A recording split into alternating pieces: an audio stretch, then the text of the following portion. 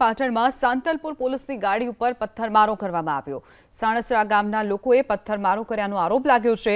Dumper ચાલકને પકડીને આવતી પોલીસની ગાડી ઉપર પથ્થરમારો કરવામાં આવ્યો હતો। ગઈકાલે ડમ્પર ચાલકે અકસ્માત સર્જતા પોલીસે કરી હતી ધરપકડ। અકસ્માત સર્જનાર ડમ્પર ચાલકને ગ્રામજનોએ ચખાડ્યો હતો મેથી પાક। મોડી રાત્રે 50થી વધુના ટોળાએ પથ્થરમારો કર્યાનો દાવો કરવામાં આવી રહ્યો છે। સાંતલપુર પોલીસે 10થી વધુ લોકો સામે નામજોગ ફરિયાદ પણ દાખલ કરી છે। વધુ વિગતો સાથે સંવાદદાતા એજાઝ મંસૂરી આપણી સાથે છે। એજાઝ, જે રીતે ડમ્પર ચાલકની ધરપકડ કરી અને પોલીસ આવી રહી હતી અને ગામના લોકોએ પથ્થરમારો કર્યો, શું વિગતો?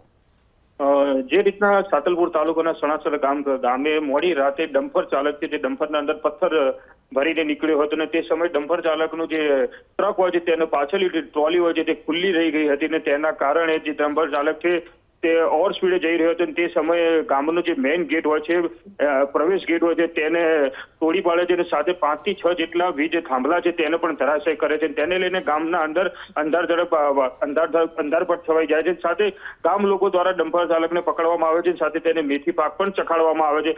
પરંતુ જે રીતના ઢોરમાર મારવામાં આવતા સરપંચ દ્વારા પોલીસને જાણ કરી હતી। સાતલપુર પોલીસ છે ત્યાં પહોંચી હતી અને ડમ્પર ચાલકને અરેસ્ટ કર્યો હતો અને પકડીને જતી તે વખતે ગામના લોકોના અંદર આક્રોશ દેખાયો હતો, રોષ દેખાયો હતો। તે વખતે પોલીસની ગાડી પર પથ્થરમારો પણ ગામના લોકો દ્વારા કરવામાં આવ્યો હતો। 50 થી 60 નું જે ટોળું હતું તેને પોલીસની ગાડી પર પથ્થરમારો કર્યો હતો। તે સમયે જે સરકારી પોલીસની ગાડી હતી તેના કાચ ફૂટ્યા હતા અને તેમાંથી 2 જેટલા પોલીસ કર્મી જે સામાન્ય ઘાયલ થયા હતા અને તેમને પણ સારવાર અર્થે ખસેડવામાં આવ્યા।